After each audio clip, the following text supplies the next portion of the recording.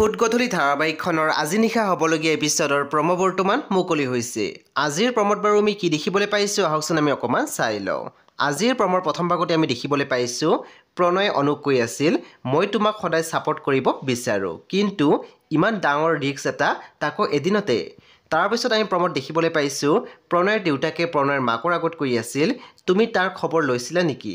তেতিয়া মাকে মাত দিছে সি বিচনাৰ পৰা উঠিবই নোৱাৰে। তাৰপিছত আমি প্ৰম'ত দেখিবলৈ পাইছোঁ প্ৰণয়ে কৈ আছিল ফোনতে কাইলৈ একদম মিছ নকৰিবা, কিন্তু বিয়াততো মাতি মাতি আনিবই নোৱাৰিলোঁ। প্ৰম'ৰ একেবাৰে অন্তিম ভাগত আমি দেখিবলৈ পাইছোঁ প্ৰণয়ক অনুৰ ককায়েকে কৈ আছিল অনুৰ লগত তুমি সুখীনে? বন্ধু বান্ধৱীসকল, আজি নিশা 8:30 বজাত ৰং টিভিত আহিবলগীয়া ফুট গধূলি ধাৰাবাহিকখন খুব বেছি ইণ্টাৰেষ্টিং হ'বলৈ গৈ আছে। আপোনালোকে চাবলৈ একেবাৰে নাপাহৰিব।